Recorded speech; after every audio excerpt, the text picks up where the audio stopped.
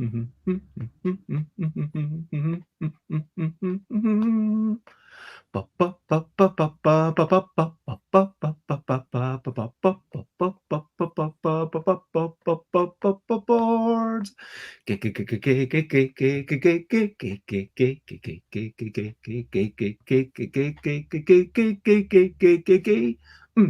Boards games, boards games, it's what we're talking about. Boards games, I'm not gonna shout. We are starting off this streaming with a little bit of singing, and over there you will see a man whose name happens to be Dan Jolin. Dan is a person who made a magazine and has written for many other things that can be seen around the screen as Dan holds them up. And we could say, "Hey Dan, what's up?" And Dan might reply, "I'm doing okay." I'm doing okay. I hope Dan's had a good start to the day. I have. And board games and print media, it's what we're talking about. Board games and print media. We're not gonna shout. Hello! Hey!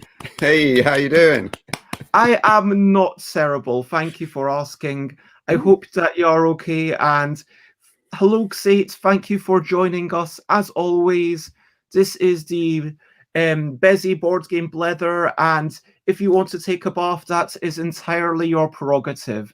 You can do whatever you want. You can take a bath. I mean, I would say you can take a bath whenever you want, but you do have to have, the bath to be able to take a bath. But, if assuming you have the bath, assuming you have the hot water, you can take that bath whenever you want. I'm not going to stop you. Anyway, back to topic. We are talking about print media with Dan Jolin, who has created Senet magazine and written for, basically the only English-speaking... I mean, yes, there's Casual Games Insider. I am...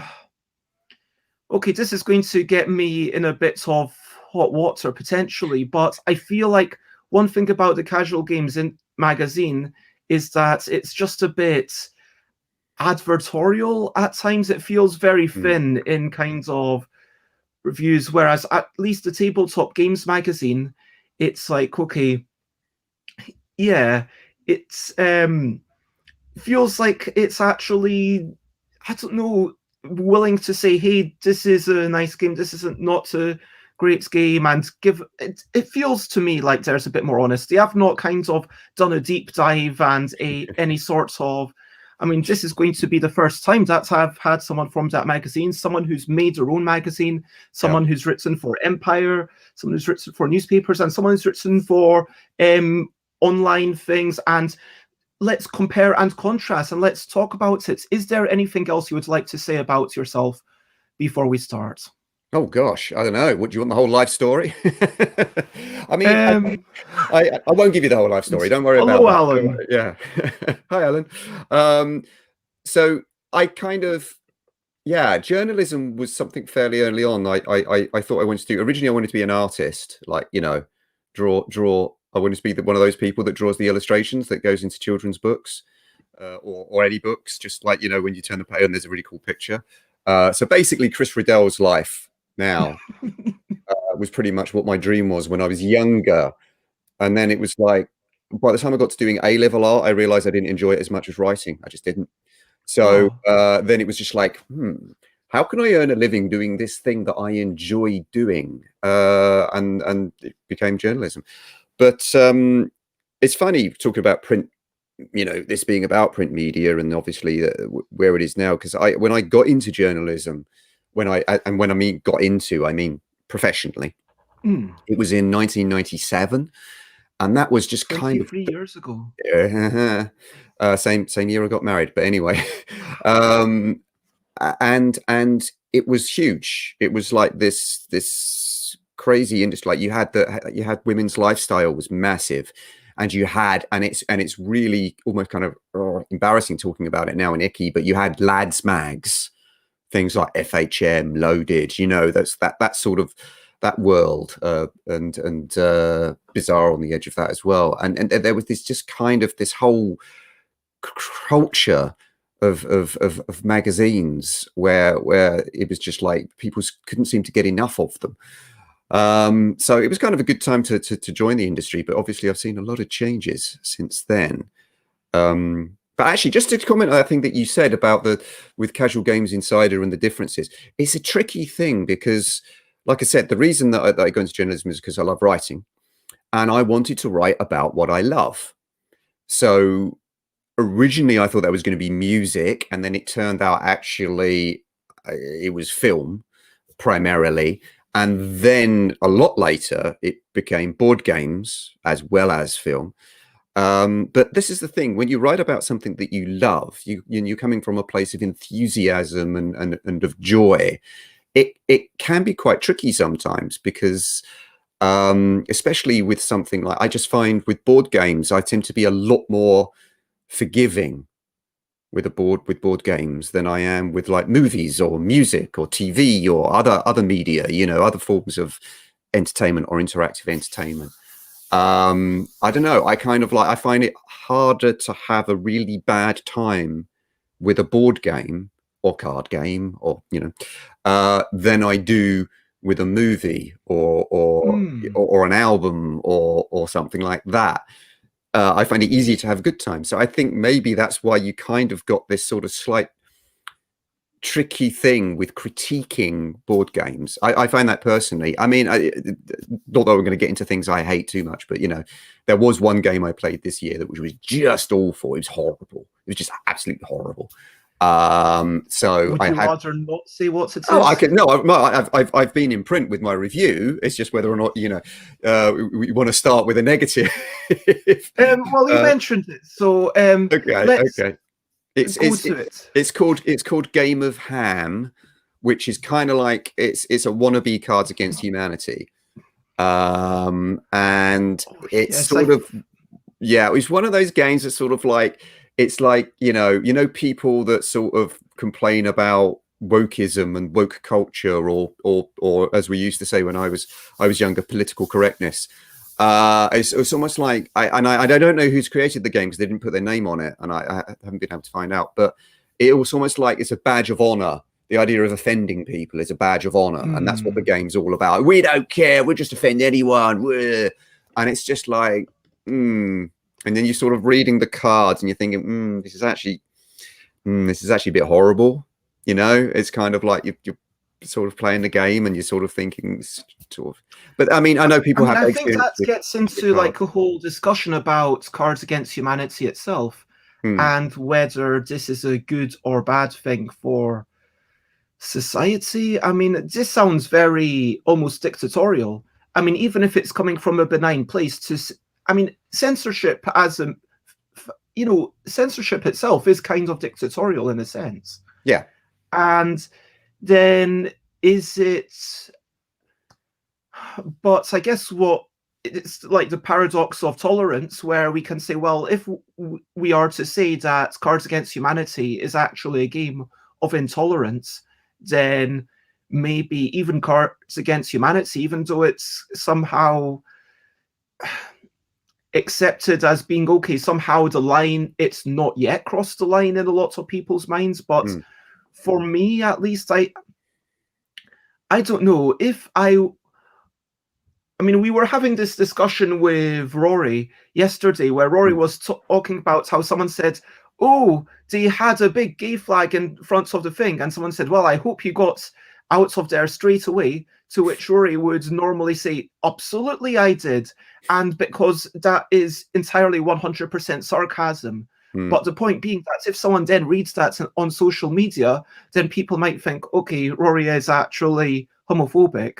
And but I just don't feel like these kinds of jokes are something that should be facilitated by a random Mad Libs machine, essentially. Yeah. I mean, it's all about context, isn't it? You know, a lot of it, and obviously games by their very nature, the context changes depending on who you're with and everything. And I mean, I suppose the tricky thing with Game of Ham is it came during lockdown, so I was playing with my family, so perhaps that created a harsher light upon it in terms of, I don't know, I'm not drunk with friends or something like that. But even so, there's still an element of you sort of, I don't know, I just sort of like sensing something in the way that it's written and in the way the rules were written, and just some of like, it had like flavor text at the bottom, and that was kind of like adding a little kind of a joke, and sometimes that was a little bit like, really? I can't think of any specific examples now because it's been so long since I actually played, but we don't have to focus on it. And sometimes, I think the thing is that you can, as I've done on this show, dissect, even what people might consider the simplest game, which would normally get like a 5-minute review if it was a video, extend that for an hour, where I'm thinking about The Last Straw, where Alan Alton was watching me talk about, balancing sticks on it and how the negative feedback loop of, okay, it falls down and then goes back up, and it can be like a tug of war system where no one wins. And that is one of those games that I think is not problematic from a sociological point of view, but problematic from a fun point of view, because if you're not good enough at putting the straws on the camel's back, then no one's going to win, and it's just a really boring game. It's not as if the pieces are even interesting or exciting. And anyway, but let's move on to recent highlights, living life and seeing the sights, recent highlights, playing games and other delights, recent highlights. I mean, I've been playing last night a bit of Chocolate Factory, which I worked on. I played that for the second time since it was printed. Both times was with Layla, and that was good fun. I might talk about it a bit later in case we need a quick break. Have you been playing any games recently, Dan? Oh yes, now it's become, it's just normal for me to each week, or at least each month, I'll be playing something different than the month before. So I'm like a shark. I like always eating and moving forward and moving. Well, it's the life of a reviewer, isn't it? Yeah. So I've recently been playing Veil Wraith. And actually, I'm annoyed at myself because I'm in my office, which is at the other end of the garden from my house. So I've actually not got the games here with me to actually hold it up and go, this is it. Sorry. But Veil Wraith, which is Tristan Hall of Hall of Nothing Productions. He did Gloom of Kilforth, Shadows of Kilforth, 1066. Tears to Many Mothers, and 1565, St Elmo's Pay. So those are all his games. But Veil Wraith is a solitaire game, and it's a card game, and it's sort of set in a fantasy world that's basically ended. It's had the worst apocalypse you can possibly imagine. Like reality, the whole universe has come crashing in, and you're this kind of like lost spirit of perhaps you were a hero when the world existed. There it is, and you I think that's you, I'm not sure, but I think that's the Veil Wraith, which you are, and you're kind of like you're trying to get back to reality, in the sense of piecing reality back together from these sort of shattered fragments floating in the ether, almost like constructed from memories of the world that was. And that's the setting. But basically what you're trying to do is you're going through vignettes, like little mini narrative vignettes, where you have to face, various creatures. Some are going to fight you, and some you're going to have to interact with, and you're trying to find 5 keys, which there we go. You're trying to find 5 keys, which you're then going to unlock. Along the way, you're going to defeat foes, and then you're going to get through the portal. And once you get through the portal, you go into the next vignette. And the base set has 5 vignettes in it. And you've got to try and get through all 5 without losing all your spirit, aka lives. And I really got into this. And I'll tell you why. And we can see on that picture there. So you see those 3 cards with the numbers above them. So those are your actions. And they are in the order that they're shown there from left to right. So it's influence, fight, and explore. And the numbers above them actually determine the strength of each of the actions. Now, these can be modified and tweaked in various ways, but the basic thing... So you basically you decide which one you want to put the most focus into, which one to put a little bit less into. Kind of. That's the core puzzle of it, because so at the moment, what you've got there is explore is strength 3, influence is strength 1. When you use explore, so you turn the card sideways, like basically tap it, so you turn it, rotate it through 90 degrees to show that it's been used, and you spend the 3 to do whatever, it then has to move over under the 1 slot, and the other 2 cards shift over to the right. So then the next time you want to explore, it's only going to have strength 1, but now fight's gone from strength 2 to strength 3, and influence has gone from strength 1 to strength 2. Okay? So you have to anticipate not only like, oh, I need to use this now at this strength in order to defeat this particular foe or this particular encounter. I have to think where my others are going to end up and what I'm going to possibly need them for in the next turn. And then the things you encounter sort of like, they sort of go out and they build up. So you have to deal with them. You have to manage them. Kind of like in the legendary encounters games, you know, when you're kind of just like the foes start stacking up and you're like, you get overwhelmed. And at the end of each turn, anything that's left there that you haven't been able to deal with costs you life, spirit, basically. So, so it's that kind of like, it's a survival game, really. It's sort of explore, survive, but it works just really nicely. It's a really sort of engaging, addictive little puzzle of a game, really. It's one of those games where you finish it, and if you're not successful, you just think, oh, I'll try again. And I've been doing lots of solo games, and one of my pet peeves with games that you could play by yourself are games you can play by yourself but take ages to set up and put away. Like, you know, it's just like, what I'm spending 30-40 minutes getting this ready, and you know what I mean, just to play by myself. I mean, if you are, honestly, I don't like that. Even if you're playing with other people, I want something that you can get out. But for sure, if there's other people around, I mean, people's tolerance for this varies. But I think that slow setup isn't a great thing at the best of times, regardless of the number of people. Yeah. But yes, Alan Oughton, and hello, J. Guard, lovely Hello, to see you. morning. And Alan Oughton will be very excited to hear about solo games. Asks, are the encounter cards shuffled or in a fixed order, if that makes sense? They're stacked. So you stack the deck yourself at the start of each game. My point was, it's a quick setup and a quick put away because it's just a card. So what you do is you have a pile for each of the keys. So you start with each of the keys, and then each vignette gives you a little setup thing. So then you would go, right, well, there's 3 foes, and one's got to go in stack 2, stack 3, and stack 4. So then you put those in. And then you have a set of specific encounters which you gather together, shuffle them up, and then divide them amongst those 5 stacks. And then you put stack 4 on top of stack 5, stack 3 on top of stack 4, and so on and so forth. So you've got this specifically stacked deck. So it is randomized, but you know that you're going to sort of like get to those keys at certain points.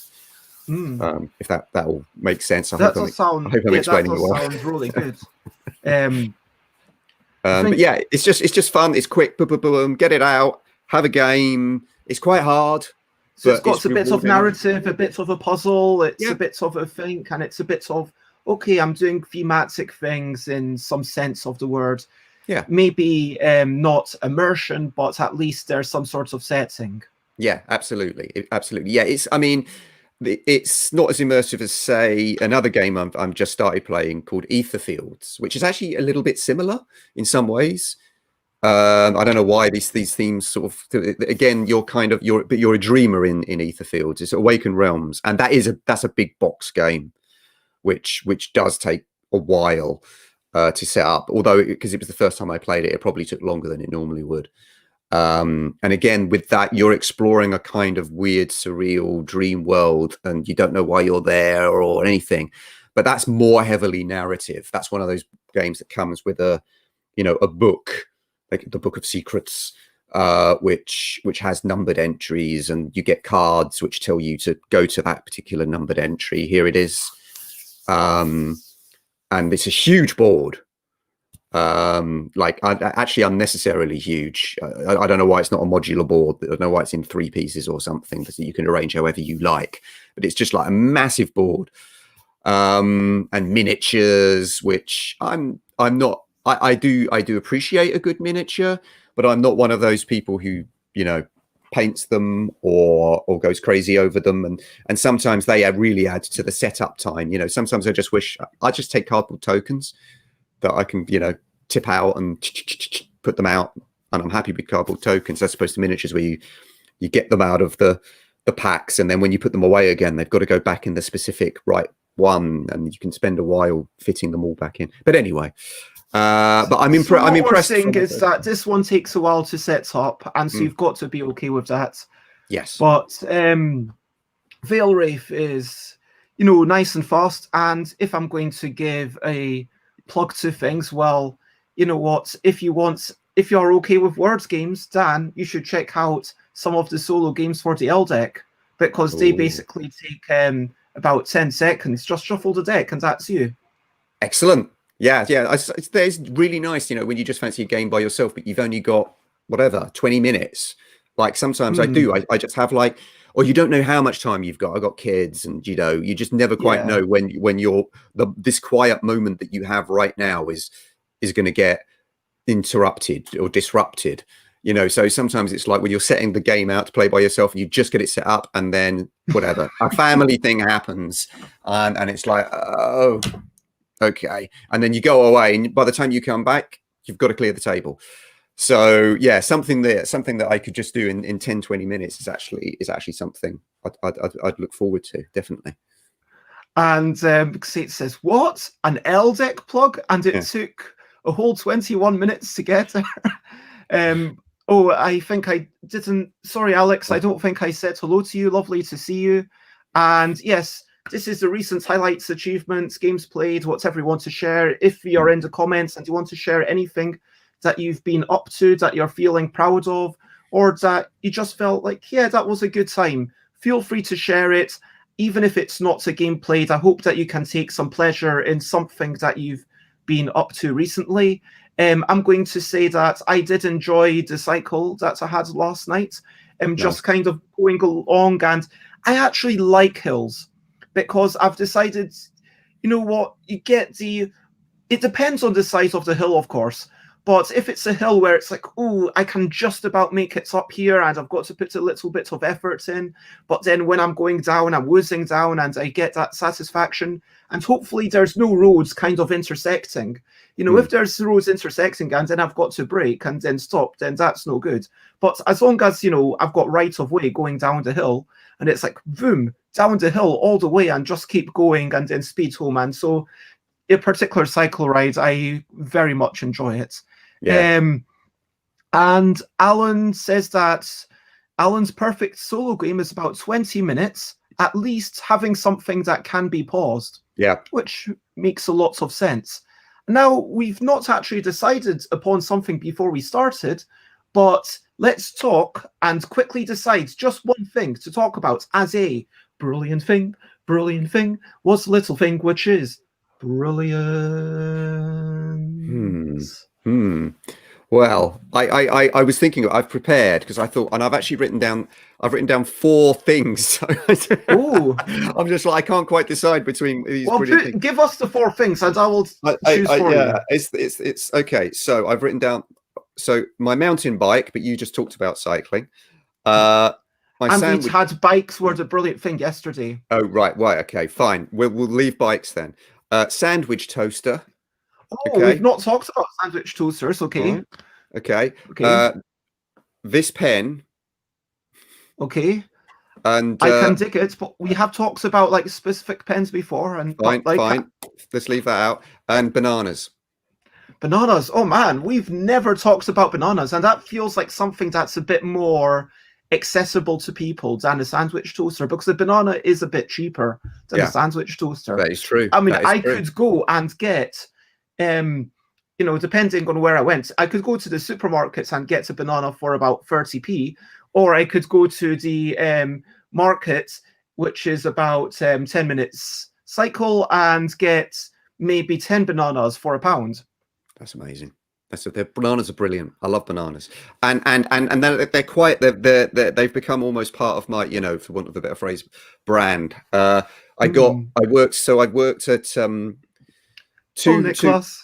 Hello. So I worked on the staff of 2 movie magazines, Total Film, then Empire after it. So and both of these places, I just became sort of like, it became my thing, that someone at some point noticed that every day at 11 o'clock, like bang on, I would eat a banana without fail. And so someone noticed this, and I don't know. Am I making you deviate? I mean, you can eat a banana on camera if you want. I forgot I was going to eat it just before we started, and I was going to get one and eat it, but then I completely forgot, because if I don't have a banana at 11 o'clock, I get hangry just before lunch, and I sort of start falling apart a bit. So I might have to run and get a banana in about half an hour. And I'm afraid there's just nothing we can do about that. That's just it's how I'm programmed. I'm sorry.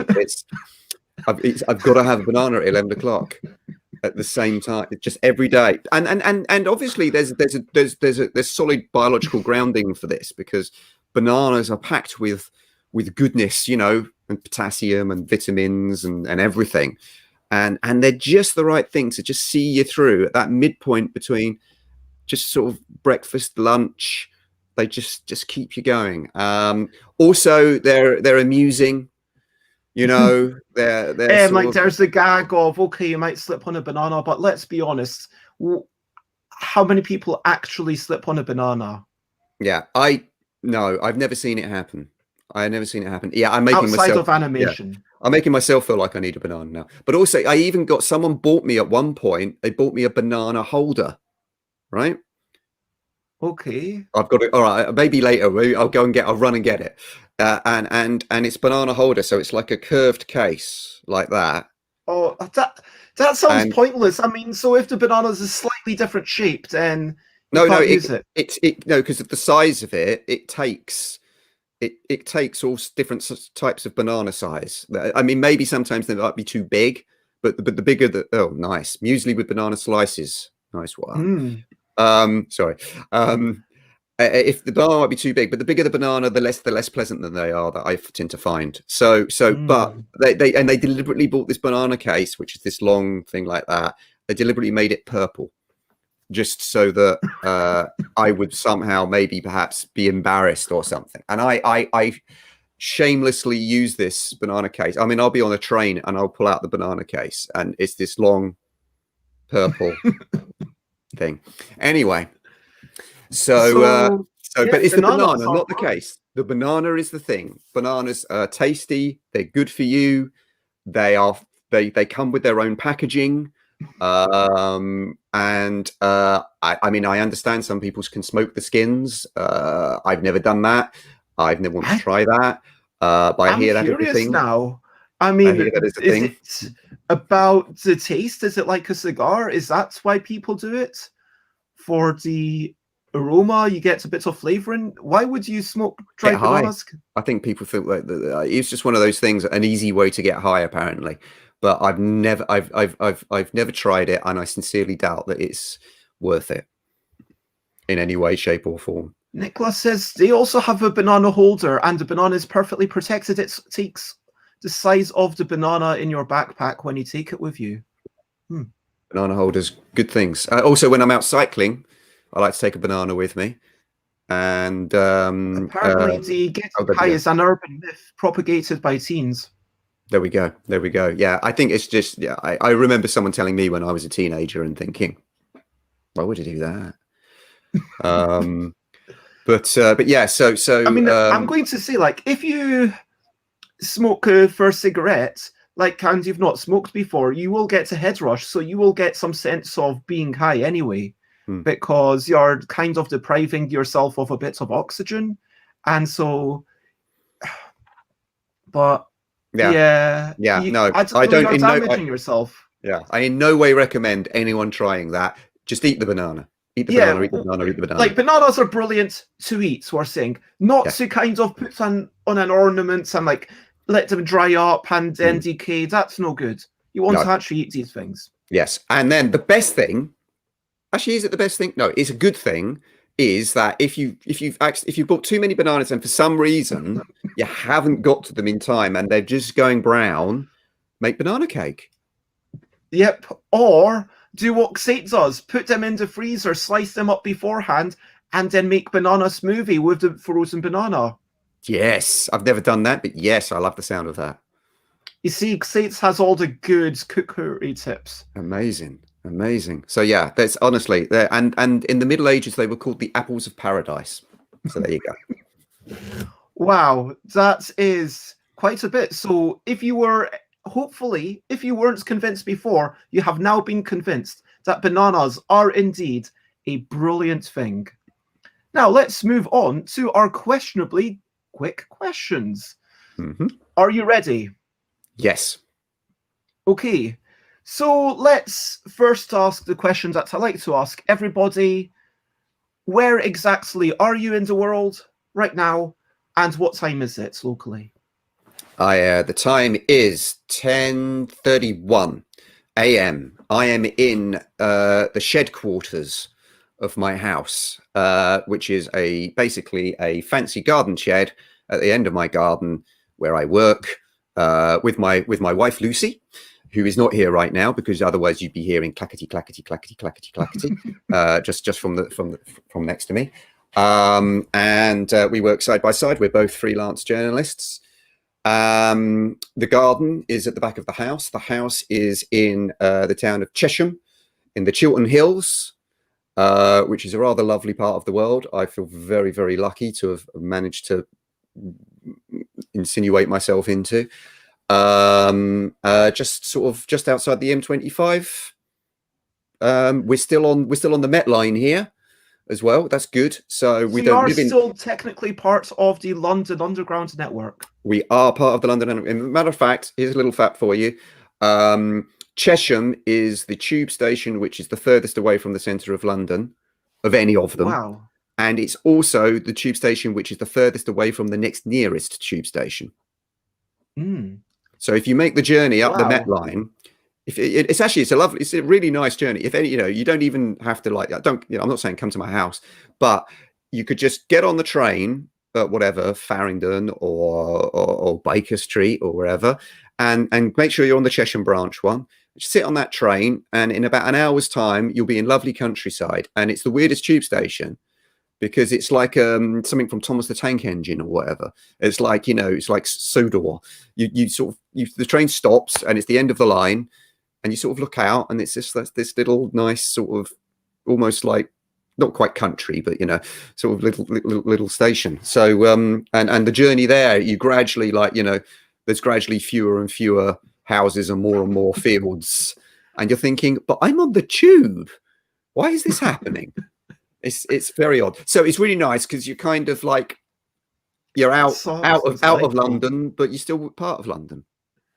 There you go. Okay. I want to ask a second question, which was completely unplanned. But so at the start of lockdown, what some people might be aware of is that I started a practice of cycling to all the tube stops. And I almost had it in my mind that I was going to manage to cycle to all the tube stops before, as a thing to do. But having to go and being like, well, it's going to be 2 hours to get there, 2 hours to get back, and I don't know if I'll be able to use a loo at all. It's a bit worrisome in some ways because, back in, now a little bit less so because things have opened up again, but, I couldn't just pop into McDonald's or something for a quick loo break. But anyway, if I were to recommence this, and if I were to cycle over to Chesham, would you have me over at your house for a night? Yes, you'd be absolutely welcome. Okay. I've got a sofa bed as long as you don't mind that. I just to warn you, I do have children who get get up quite early in the morning. Noted. Thank you very much. Yeah. From the chat, J Fool's Guard is asking, how many bananas do you buy at a time? Just a regular bunch. I think it's usually 5 to 7. I would say. And how much money would it take for you to eat 50 bananas in a day? Well, I don't know. That's okay. So that's a tricky one, because on the one hand, I absolutely despise the idea of food eating competitions. Like I just don't understand it. That's not why food exists. It's something that should be savored and enjoyed. You shouldn't just like it's just the idea of doing it competitively. But at the same time, the idea of making money to eat 50, no, I wouldn't do it. I wouldn't do it. There's no money you could pay me that I would do that. Not even £1 billion. No, because it would probably make me hate bananas. And to be honest, loving bananas is a greater joy in my life than money. Like eating a banana doesn't bring any baggage with it, doesn't bring any problems. £1 billion would just be a nightmare in so many ways. Yeah, no, I just rather just not do that. Alan would apparently do it for £100. Alan says 50 bananas is doable. That's only 2 or 3 an hour. Xate says 50 isn't biologically doable. I mean, I challenge that. You could do it. You could do it. I mean, but I wouldn't want to. I mean, also, gosh, what would that do to your digestive system? I would think. Well, Alan also wants the cost of the bananas, just for clarity. Right, okay. At the scale of when you're only getting £100, yeah, that makes sense. So basically £120, something like that. Okay. The potassium levels will apparently send you to the hospital, says Xate. Oh, that's interesting. Okay. The world record is 8 in a minute or 30 in one sitting. Oh, but somebody's on Google. One sitting, that's, one sitting. So surely if they took a break and then waited 10 hours, they could do another 20 maybe. But yeah, I kind of agree with you about eating contests. I want to ask, have you another recent highlights of mine that I didn't get to was that I watched this show on Netflix. I think it's called Champions, and then the episodes are about frog jumping, about the cheese running competition that they have annually. Yeah. It's about dog dancing, about fantasy hairdressing, which is when you make hair look like a different thing, but it has to be real hair, but it doesn't have to be the person's hair. Yeah. So it's basically like anyway. And then one of them was the chili eating contest, which was by the person who actually created the Carolina Reaper and then went on to create even hotter chili. So this person's basically a sadist who's creating the hottest chilies in the world just to try and get a reaction out of people. And it feels like I agree with you, because people say, oh, could you eat that? And yeah, I could eat a lot of things. I once ate 2 burgers, which were literally about this size each. It was like about 4 burgers and like bacon and cheese and lots of things. And what I actually and you had like 2 portions of chips as well. And then to help me get through it, I asked for a little bit of lettuce on the side, because actually that lettuce and having that moisture, helps you digest it a wee bit better. Yeah. But yeah, for the chili eating contest, if you have any milk, if you eat anything else, you're disqualified instantly. So there's 3 ways to get disqualified from the chili eating contest. Either you give up, or you vomit, or you drink. But yeah, I did do a thing once, and like with my friend Jess, and then we spent a day kind of walking around the hills, and it was like, okay, I'm having this tiny breakfast of like a square of chocolate to get me going, but get my metabolism going. Then I'm having a full morning of like walking around, running around these hills, and now we're going to the pub, and where they've got this eating challenge where if you eat all this, you get it for free. And I got my name on the wall with like 10 other people. But It's like, what's the point? It's like, yeah, I did it once, and I would probably do something. Would I? I mean, I'm not saying I wouldn't do it again retroactively. Yeah. But would I do it again going forward? No, I wouldn't.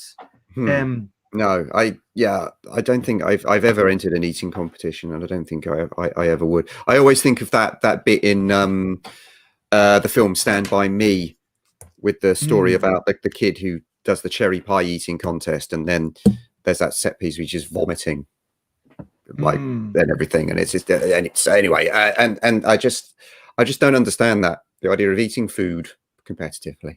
That was a really long answer, by the way, to a quick question. Well, that's why they're questionably quick. But no, just enjoy. And also hot food, that thing about the chili. This is another thing I've never understood. This kind of attitude of there being something like bravado or yeah, exactly, in order to in order eating, like, you know, if you somehow, and if you don't like, I get this quite a lot from friends I've, you know, like long-time friends, of like, you know, somehow being weaker than them, or, you know, less manly if I don't like hot curry or hot chili or something like that. And I'm like, that's insane. Why if you like it, great, go for it, eat it. But if you don't, why would you? You know, why is that sort of weird social expectation of you have to eat this hot thing because other people are eating this? I've just never bought into that, you know. And actually, weirdly enough, because I'm asthmatic, and I accidentally I once had a Thai meal which had really hot chilies in it, and they actually gave me an asthma attack. Like, I was actually, like, it brought on my asthma, which I never knew that was a trigger. And it was really horrible. And I'm just like, ever since then, I'm just like, well, no, I actually, I think I have a really good, even better reason other than the fact I just find it unpleasant. So anyway. I'm just kind of, no, I'm not sure I would pay £100, but I would pay something to watch Alan. I mean, can we get this live streamed? Are you willing to just be on your exercise bike and just eat these 50 bananas? Because that would be possibly entertaining to watch. I don't think it would be a good idea. I would, but like, I might feel slightly guilty if Alan ends up having some problems. Alan has 8 bananas, so only needs 42 more. But let's move on from this question. What is your favourite thing that you wrote for? Oh, that's a horrible question, isn't it? It is, because, you know, this is kind of almost getting you in trouble with most of your bosses, because they're like, why weren't we your favourites? You can pass on this. I should have said. No. I mean, look, I think I have to say Empire magazine. I have to, really, because it's given because there's so much you can obviously, you're writing about movies, but then there are so many different kinds of movies and so many experiences I've had as a result of writing those things. So I've been to places in the world I never would have visited. You know, I've been up mountainsides in Canada in like November. I've been to the deserts of Namibia. Haven't been to an actual jungle yet. That'd be quite cool. But you know, and I've met amazing people, and I'm not just talking about movie stars. Although I've met a few, which is always keeps me going at family gatherings. Like, what's George Clooney like then, Dan? Dan, what's George Clooney like? Very nice. He's a very nice guy. You know, that kind of a thing. Tell us about when you met Mel Gibson. Oh, do I? Okay. Do I have to? And so there's that. But you just meeting really talented, amazing people, film directors, and or just, you know, like production designers. I mean, I've been to one of the best sets I ever went to. The film didn't come out so great, unfortunately. Was the Warcraft movie, you know, and I've walked around Stormwind, which is a film set, but it's like I'm looking at this and going, this is awesome. You know, I've been to Narnia. I've been to Asgard. You know, I've seen car crashes on the sets of Bond movies. Anyway, point is, writing for Empire enabled me to do all these things and then write about them. Cool stuff to write about, you know. So then and so for you, it's not just writing. Isn't a case of, okay, you sit down in front of your computer, or I assume it's all in front of your laptop, right? Laptop or desktop, as I am now. Okay, so you sit in front of your computer of whichever persuasion it might be, and then you press some buttons and words appear on the screen. It's not just about that for you. It's also about the formulating your thoughts and experiencing the things. Would you say that that for you is a bigger part of the joy of writing in general, like the playing the game and formulating your thoughts, or going onto the sets and Absolutely. I mean, and also watching, you know, I review films as well. So watching films, you know, it's everything. I don't know.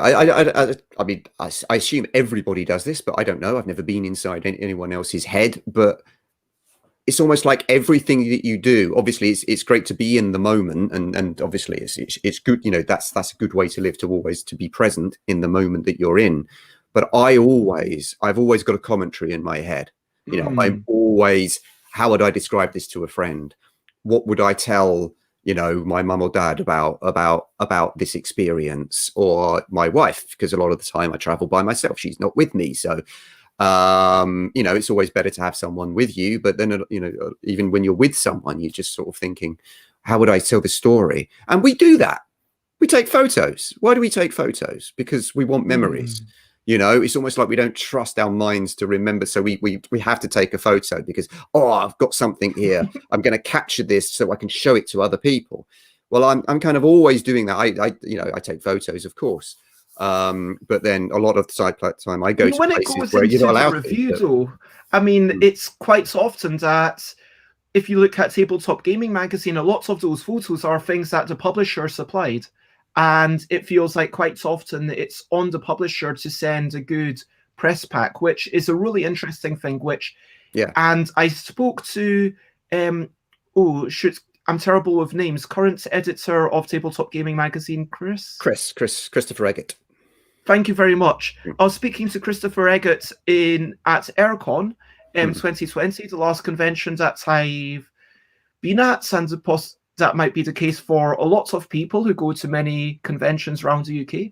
But yeah, we were chatting about the LDEC and how, it confirmed my suspicion that if the fact that, you know, it's, there's too much here, and if it was like, okay, here's the thing, and in order for it to get review, for it to be favorably considered, as a publisher, it's not just enough to send off the game. You need to have, hey, here's a bunch of images that you're able to use, which is an interesting thing when there's the almost divorce between the photos and the writing when they're done by different people. Is that the way it always is? I mean, for Empire magazine, who supplies the photos?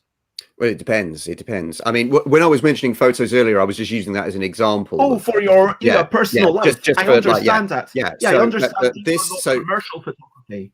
Yeah. So with something like Empire, the preference would be, so if it's a review, then you would get a still of the film in question from the studio.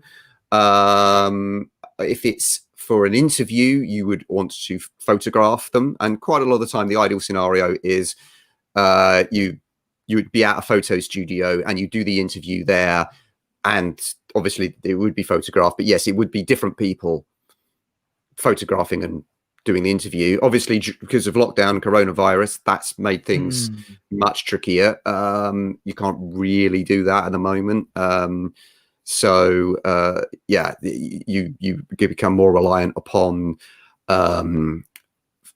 agency material, like agency photo shoots, stuff that's already out there.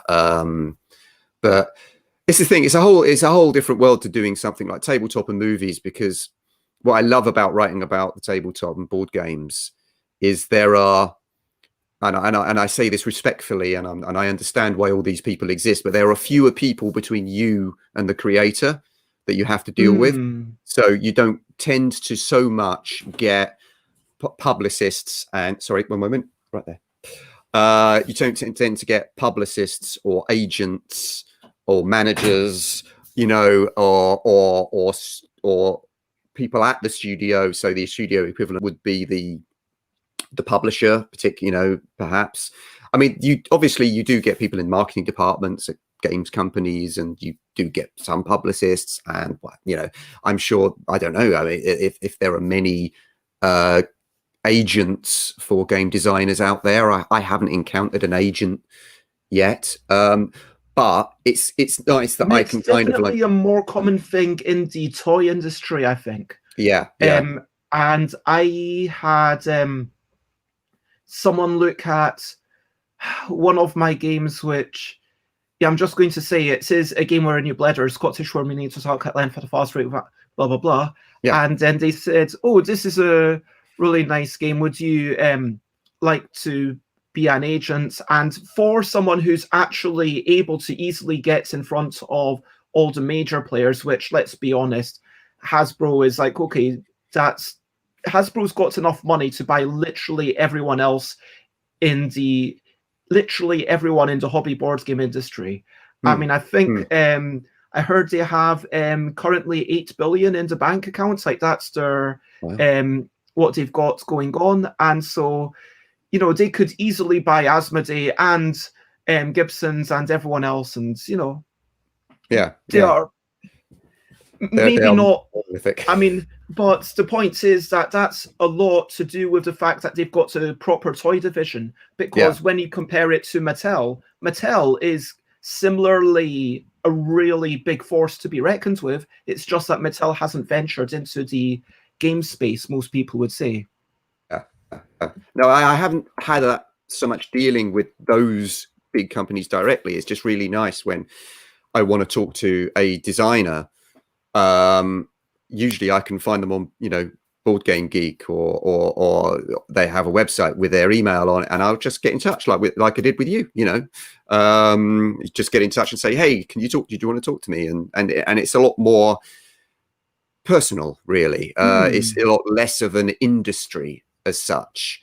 But, you know, I have a lot of experience, like, 20 odd years experience of dealing with Hollywood publicists. And yeah, and obviously, like any people, there are many different kinds, but there is a certain kind of person who is often a Hollywood publicist where you're just like, oh my God, how do you be this person? But you know, I tend to get on with everyone generally. And I've managed to negotiate that crazy world quite well over the years. But it's just nice, you know. Board gaming is so much more just straightforward and down to earth, and, you know, easier to deal with in a really nice way. So I think I'm going to call the questionably quick questions in just 2 minutes, if that's okay. And so I see we've already got a lot of banana questions. One board game question, and one question which I might ask after a break. So firstly, the board game question. Do you know these games, Little Town, Planets, and Photosynthesis? Have you played them all? I've actually only played one of those three. I was about to say yes for Little Town, but I was thinking of Tiny Towns. I played Tiny Towns, and I nearly said yes for Planet, but no, I've actually played Planetarium. But Photosynthesis, yes, I have played. Okay, so you can't say which one's better. I'm afraid not. I'm really sorry. Again, it's one of these things. I get this with films, is when people say, oh, I can't believe you've not seen that film, you're a film journalist. And I'm like, how many films are there? Okay, duck-sized banana or banana-sized duck? Banana-sized duck? That'd be really cute. It's baby duck. Why would I choose a massive banana over a cute baby duck? Crazy question. Yeah, I mean, every day Alex asks this question: would you rather have a meatball-sized duck or a duck-sized meatball? Meatball-sized duck. Yep, I think that's... There's a little duck meatball. That'd be brilliant. Okay. And the African pygmy goose, technically a duck, is 12 inches long, according to Alan in chat. And the rhino horn banana can grow to almost 24 inches long. Wow. And that is a big banana. I would agree. Yeah, that is a big... And I just think they're less tasty the bigger they get. Okay, well, thank you very much for that. That has been lovely, questionably quick questions. And in a moment, I'll give you a few minutes to head off and sort yourself out. I know you've got an 11 a.m. Banana addiction. Yes. So I'm going to get a banana. Time. I'm going to get that banana holder as well. I'm going to show you the banana holder I was talking about. Okay, so you've got a wee button in the bottom if you want to stop camera. Okay. You might be able to see it. Oh, yeah, I see. All right. I'll be back full of banana in a few moments. Yeah, okay. And so Dan will be back in a moment. You can keep the duck in a nice aquarium. Not a meatball-sized duck, says Elaine. It might get up your trousers and nip you. Oh. Well, I mean, how are ducks crawling up your trouser? Like, yeah, what? I don't think ducks are like the best at climbing things. I don't believe this. Anyway, I would like to say once Dan gets back, I am going to try and focus on print media. And feel free, as always, to comment, ask questions, do the whole thumb like follow thing. I'm going to give my own shout outs. I am having a Bez and Friends game day on January the 9th. If you are interested, by Eric Slauson, who made Monstrosity, which is definitely my favorite Deepwater game out of everything that I've played so far. It's actually a really good game. I'm really impressed by Monstrosity. I'm excited to have Eric Slauson there showing it off. I think it only takes... It's meant to be about 6, 8, 10 is kind of the optimal upper limit. But we might get, a couple of games of that going on. We'll have Alan Paul again doing March of Progress, which is ostensibly a war game, but is really simple. Having Rory showing off Scora from Inside the Box. And this was nothing to do with my Inside the Box connection. This was entirely, honestly, because Rory Muldoon showed the game to me at a playtest a year and a half ago, I want to say. And I was like, yeah, this is a really good game. And it's beautiful. It's a really simple kind of quick 10, 15-minute game for I only played it with 3 people. It works really well. I'm kind of taking on a leap of judgment faith that it's good with order play accounts. And yep, I am going to have at least one L game and possibly something else. But yeah, that is on the 9th. Alan mentions that ducks fly, so they could fly up your... But, that's like flying straight up. I don't think this is, a possibility. Anyway, so that is... my links, I'm going to leave them there, but we are having print media and stuff coming up. So that is coming. Wait, I wanted to have it that way. So it's coming up in a few minutes. And now, I said that during the break, I might chat about Chocolate Factory. So this is by Matthew Dunstan and Brett Gilbert. I think my name is somewhere, it should be somewhere around here. I wonder, and this is the box. Whoa, ow, I think I just jabbed myself with that. Credits, there you go. I'm an assistant editor, apparently. Basically, what I did is I pondered some things, I changed some numbers, and I did art direction for 80% of the project until I stopped working for Alley Cat Games and Simon took over with that. Yes, Matthew Dunstan did Chocolate Factory. Matthew Dunstan and Brett Gilbert are a design duo. Have you played it? And so, yeah, it's a great game, and I will be chatting more about it maybe on one of the Sundays. And we are about to have Dan Jolin back. So, Hello. hello, Dan. Hey. Have you played this one? I haven't, and I really love Matt and Brett's stuff. I love raids that they did, and then Matthew did a Monumental, which was I think it was a Kickstarter only game, but it's sort of big sort of civilization game with deck building elements and stuff, and that's really good fun. So yeah. I really wanted to try out Chocolate Factory, but haven't managed to get it. There's a lot of nice stuff. I really like the physical conveyor belt where, thanks to the double layer board, you're pushing the tiles along. But it is very low interaction, let's say. And I think, yeah, we've played it twice now. And at this point, it's just like one of those games where, yeah, let's just do our things simultaneously. Let's do all the operations. That is most of the calculation, and I'm just going to trust you that you're not cheating. You're going to trust me that I'm not cheating, because frankly, if I spent twice as much coal as I'm meant to, you know, you wouldn't be able to tell if we're doing it simultaneously. But, you know, at the end of the game, if I've scored 300 points and you've scored 150, you might think, wait a minute. But as it happens, last night I played that, and I think the scores were like something like 135 to 142. And I think I managed to lose both times I played. I can't remember the first game, but there's definitely a bit to ponder about it. Xate wants to make an edible version of it with cookies and the crates to push and chocolates as the chocolates.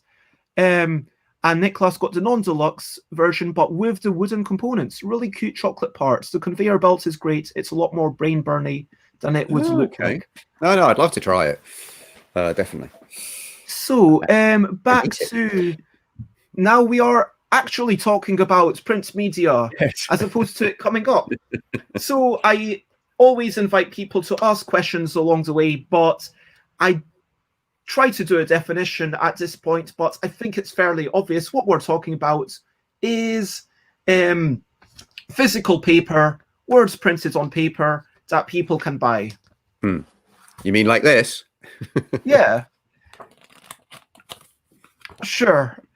So do you think that, is there any edge cases that, do you think that zines, like does it have to be something that is mass produced? Like if I write on one sheet of paper, does that count, and then sell it to someone for a $5, maybe as a work of art?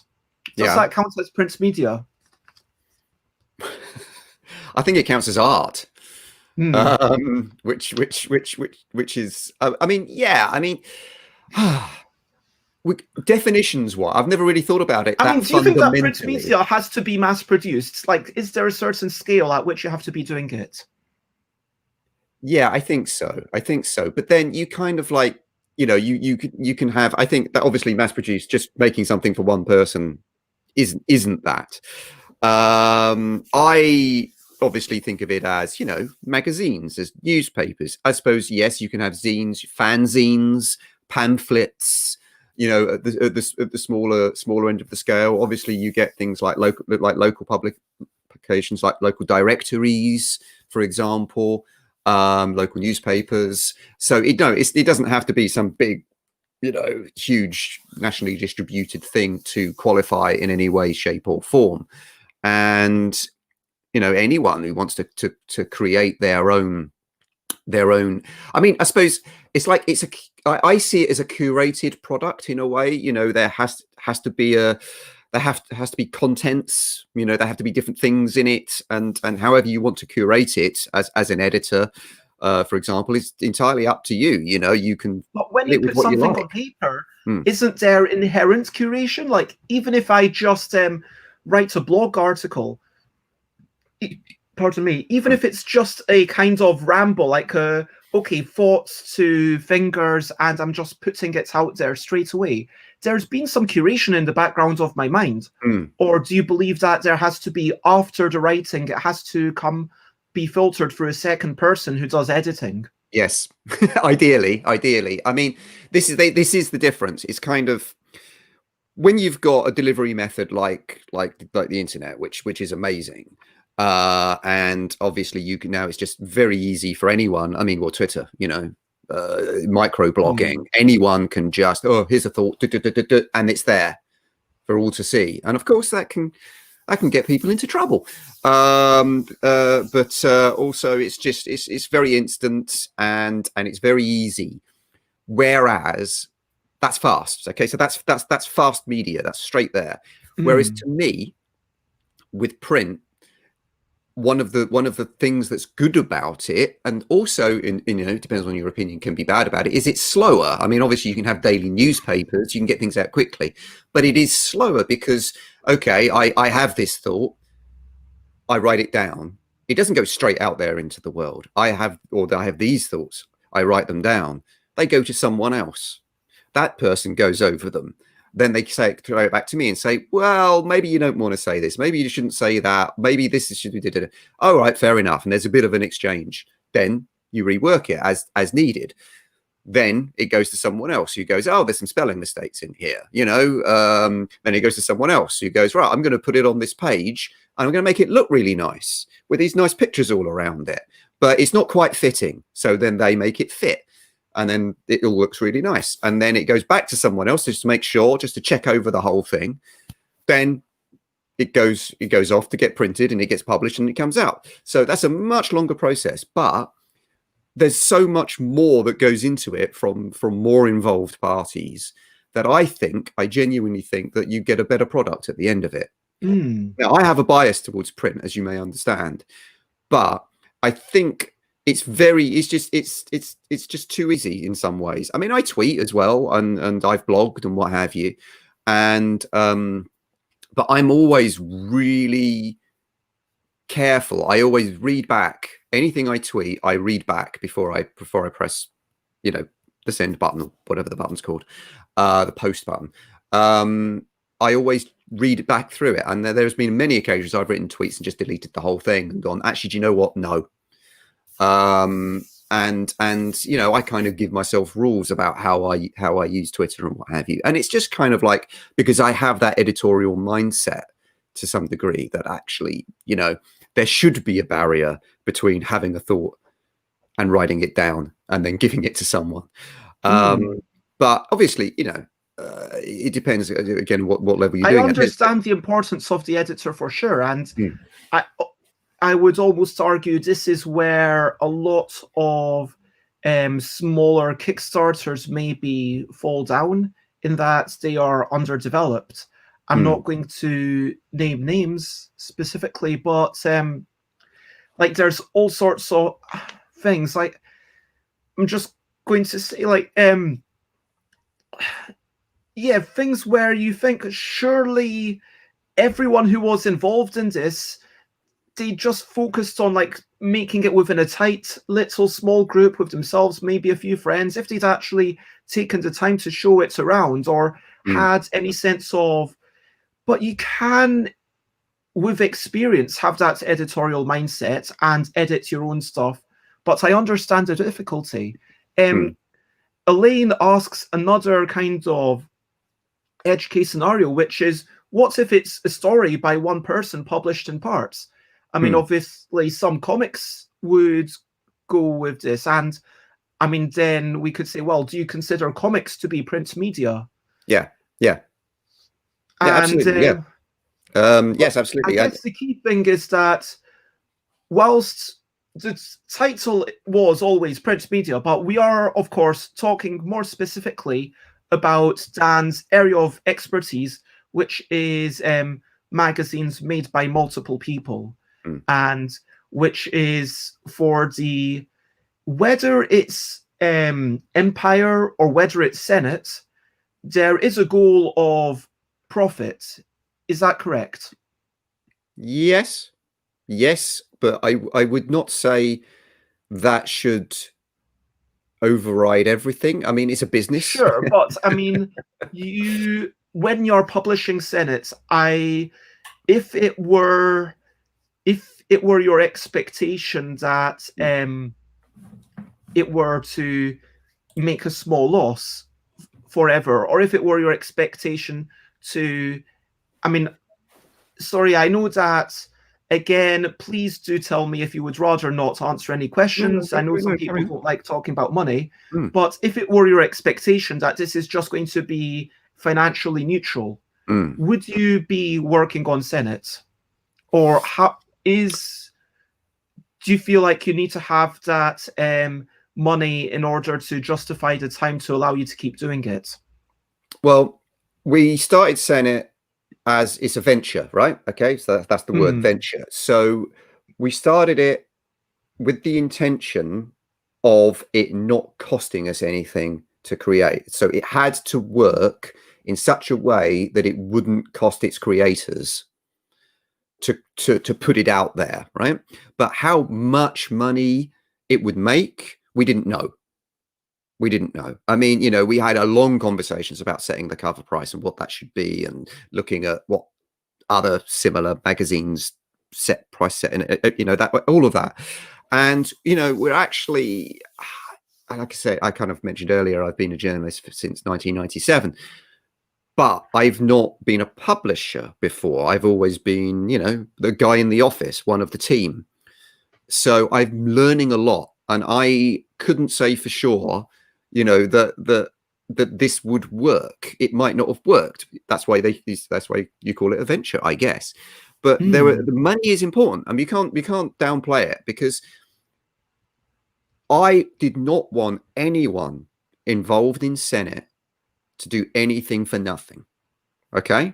Apart from potentially me and my co-founder James Hunter, who is the artist of the group, of the pairing. So it was important for us when we kickstarted that first issue, when we started up.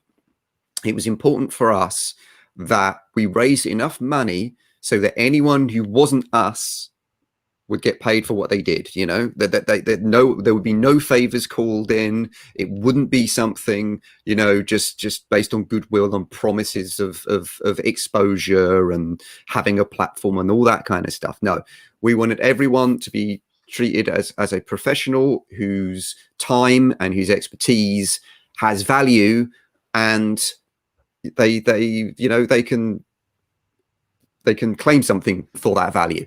So that it was important. So when we talk about profit, that's like a discussion that, if you're willing, you know, I'd love to have you on at some point, maybe as part of a group, to talk about, you know, because this is almost endemic to the board game industry, where there are so many volunteers, and that question of how can we fairly recompense everyone, and free labor, and the notion of asking people to do things for free in return for a possible job later down the line.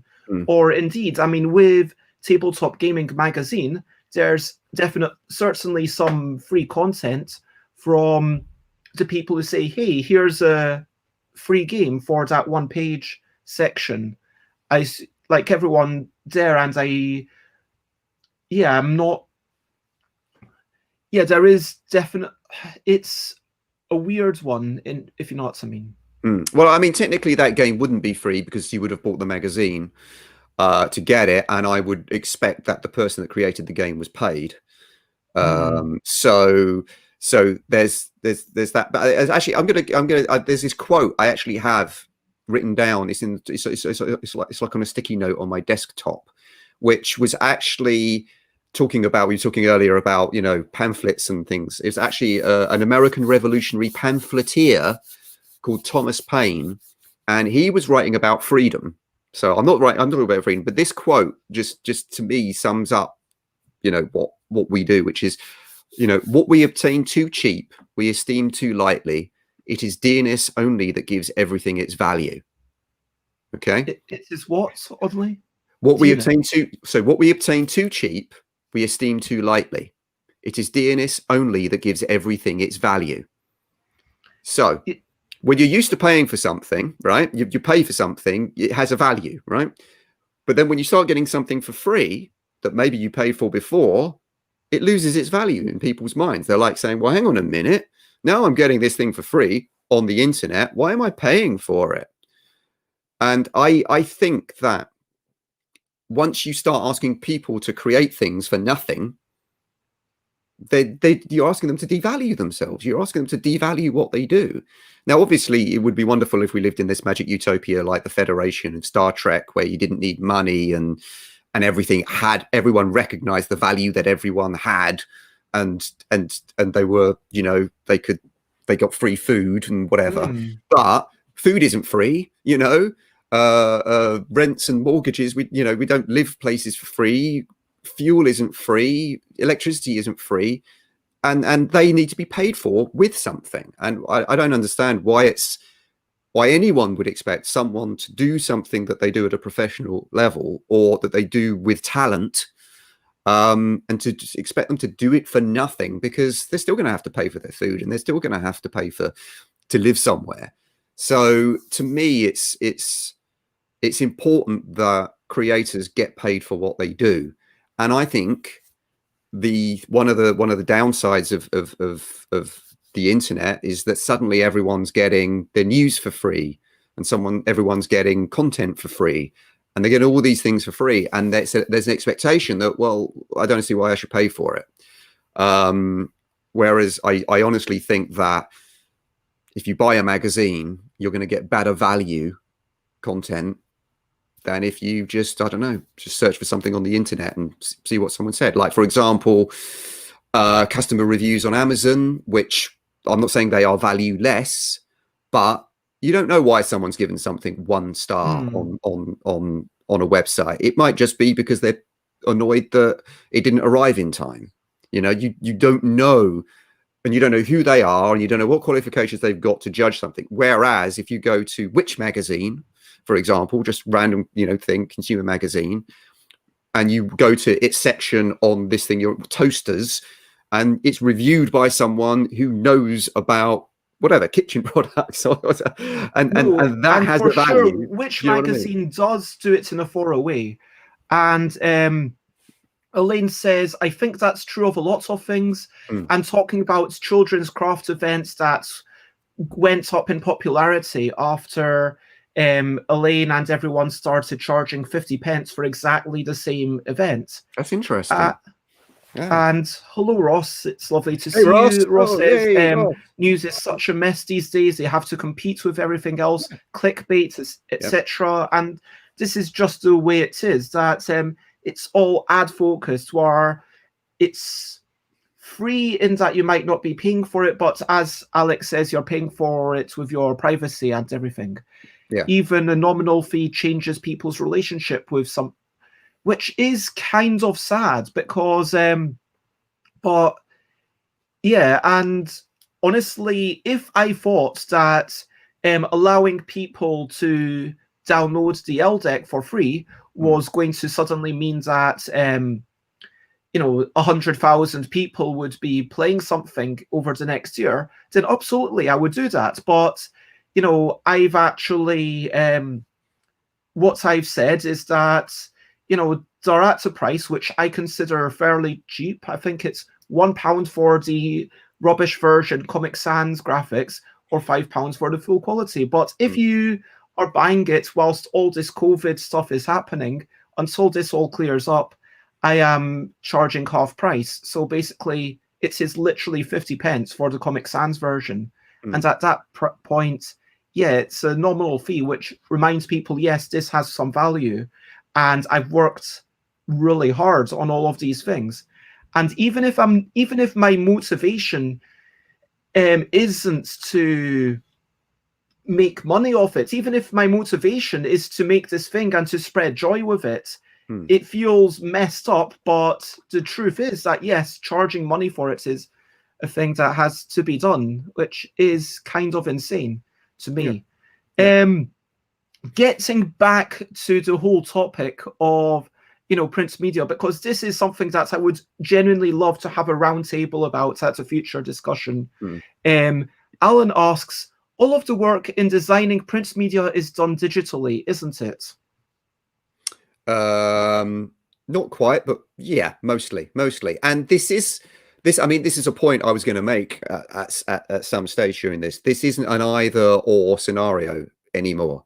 You know, there's no way you're having print products without, you know, without some kind of digital involvement. And also it's, you know, Senet has a, you know, has a Twitter account. We use Twitter, and Twitter drives sales. We sell on an online store. We sell directly via an online store. I mean, also you can, you know, we're getting interest from bricks and mortars retailers to stock Senet, which is fantastic. But primarily at the moment, it's sold through Shopify, you know, using Shopify. So this print product that I'm very proud of and I'm glad I've created wouldn't exist without any of those things. There's no argument about that. And at Empire has a website that exists alongside the magazine. And one thing Empire has always done amazingly and was ahead of the curve on this, really ahead of the curve, is making digital and print work side by side in tandem. And using one to help the other, recognizing what the strengths and weaknesses of the one format and the strengths and the weaknesses of the other format, and getting them to complement each other. So, for example, you know, you got like quicker interaction over the internet, whereas and the internet is better for, generally speaking, this isn't across the board, but generally speaking, for quick hits of information, whereas for a magazine, you know, you want long reads, you want to go in depth, you want deep dives. It's like, and also, and then away from Empire in that specific example, looking at newspapers, the value of slow news, again, and long reads, of having those stories which are worked on over a long periods of time by investigators and teams of people to find things out and expose things. But you need that time and you need that investigation, rather than here's something on the press association, let's slap it up quick. You know, I guess the key thing is that all this digital work is coming towards an end goal, and the question is like, what is the ultimate end goal? Because I mean, look, there's a lot of people playing board games on Tabletopia or Tabletop Simulator or Board Game Arena or Yucata or whatever these days. But for me, that's never like the end goal of a board game, if you know what I mean. Yeah. Like the end goal is meant to be like, okay, a physical thing that you're moving around with your hands. Same with like a magazine. Yes, I could be looking at images and flicking through them, but that's not the point. The point is to have that physical thing, which before I will answer that, Elaine, and by the way, you basically just missed an hour of chat about bananas and working practices and stuff, but I'll recap at the end. But yeah, what is good about print media? I mean, why should print media still be a thing where we can get all this information directly, where we can see things on our Kindle or screens or whatever? Because I just think there's a value of the physical interaction. To be honest, I don't want to get too sort of whatever nebulous and weird about it, but there is something about tangibility, about that direct physical interaction with an object, with a created object, or even artifact, if you want to get sort of like, I don't know, if I could be more highfalutin about it. In the same way that I love board games because it's a physical object, or card games, you know, you hold something in your hand, you move that meeple, you've got that board, you know, and also with board games, it's more social. I mean, there's that factor as well. And I just find it a more comfortable experience, relaxing experience to sit down with something that's on paper. I mean, it's better for my eyes, apart from anything. But also, I associate so much more now, you know, desks and computers with work. It's, you know, that's work. That's the place I work. That's how I work. Sometimes it's nice to sort of like, I'm going to pick this thing up. I'm going to take it away from this place. I'm going to go somewhere comfortable. It might even be in the bath, Bez, right? You could be in the bath right now. You could be whatever on the swinging chair in your garden. It doesn't matter. Or you're just, you know, it's you pull it out your bag on the train. And I know you can read things on phones on the train and everything, but anyway, bear with me. And I'm just going to sit here. I'm going to hold it in my hand, and at my own pace, at my own leisure, I'm going to read it. Okay, there's adverts in it. Yeah, there are, but at least they're not like popping up right over what I'm trying to read, getting in the way of what I'm trying to read, and I have to do something to get them out the way, you know? At least when I'm reading this, I don't keep getting messages saying, do I consent to cookies and stuff like that? That's stressful. I find that stuff stressful. I find trying to read things on the internet stressful. Okay, there's Kindles, but that's the side issue. So it is just, I just find it relaxing. I find it comforting. I also like to appreciate good craftsmanship as well. And obviously, again, there is good craftsmanship online and on websites and everything like that. But I just like seeing a well-designed magazine. I like reading well-written words.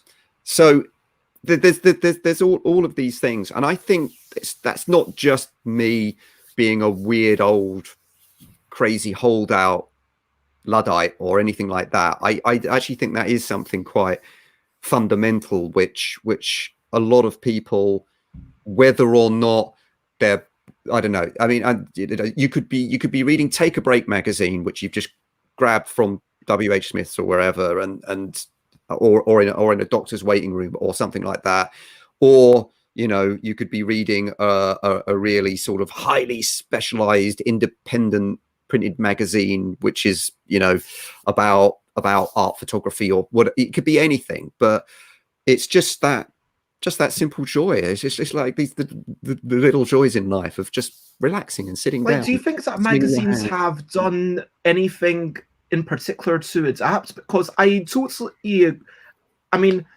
I think that everyone who plays board games understands the joy of tactility and, like, you know, when you've got nice paper and you can feel it. And this isn't particularly nice paper. This is printer paper that I printed on one side to have like a sheet of.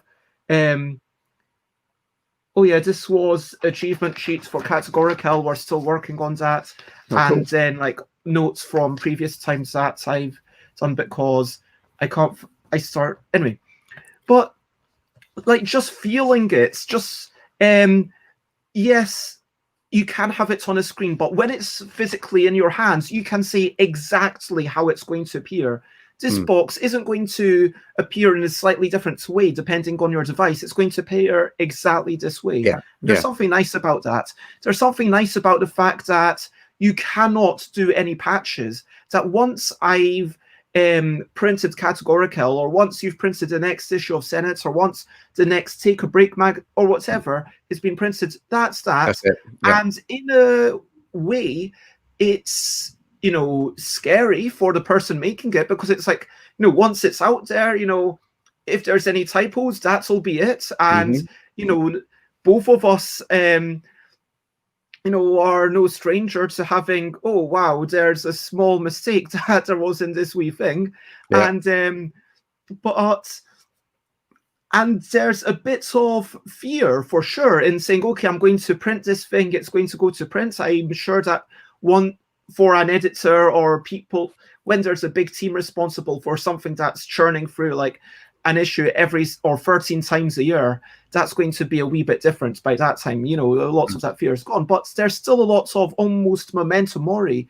Okay, once it's done, that is it. It's the preservation, it will never change. And all those efforts, that's the death of it. It can never progress. It's kind of like, in a way, it's dead in that it's never going, those words on those pages are never going to change. And I have read books from hundreds of years ago, which is kind of crazy to think, wow, someone was doing this from 100 years ago. And I've got Edge magazine from, I don't know when that came out, but it's been going a while. Early 90s. Anyway, so it was, I think I actually bought it in 93, but then I went back and bought all the previous issues. But I think I've got like about 15 issues. out of the entire print run of Edge magazine that I'm missing. Yeah. But it's like, you know, having this and that, like, having these things that someone else can, it's almost like a connection to the past in some way. But then it's you say, and I get that, and I think that fact that you have to have that deadline, and after that it's set, I think that gives print media a rigor. It has to, it should anyway, it should give it a rigor, because you have, this is why I was saying earlier about all those other people that have, you know, ideally are going to be involved to check things and to look over things, because, you know, once it goes, and that's it, you can't do anything about it. So you have to be absolutely sure about what you're putting out. And again, so this is what I was saying about, you know, DNS giving something its value in terms of okay, if you're paying for that thing, then you have a justifiable expectation there will be a level of quality, and that the people that have made it have done everything they can to make it as good as they possibly can, because now it's in your hand, nothing can be done to change it or anything like that. And mistakes happen, and obviously, you know, some worse than others.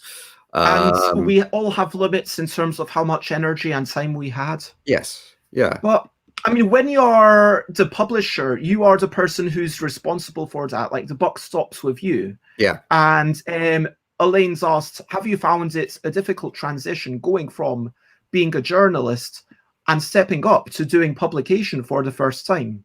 Oh gosh, it's very different, and there's so much to learn, and there's a lot to actually. That, I mean, it's funny. I was talking to my wife was telling me about this the other day about this idea of learning new things. Actually, one way to learn new things is to just do them, to just start doing them, to not necessarily go. So I didn't stop and go, right, I'm going to go and take a course in being a publisher, or I'm going to do that. I just thought, let's just do this and learn as I go along.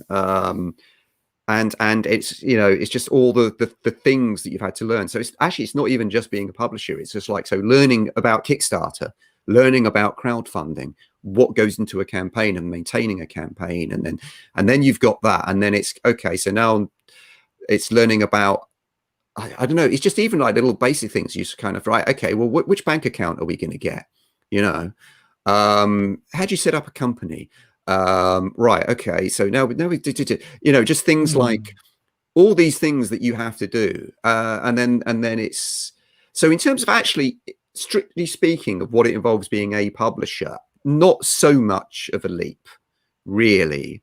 Obviously it's kind of weird to me, because I used to work on an editorial team and we had an advertising team, and it was always a bit of a joke about, you know, conflicting priorities and whatever. It was always very friendly, but it was almost just like, oh, you know, they're trying to get that's a big question when, like, you've got to publish your advertising in the paper, and then is that going to influence you to give it a better review, and how do you keep that integrity? Yeah, exactly. These are the questions you have. So, you know, it's kind of that thing of, now I'm also sort of trying to, you know, offer a sell advertising space as well as do the editorial and everything like that, which I've never had to do before. And you just got to, that question, that specific question about the integrity, you just got to have your integrity. You just got to carry on and just be honest.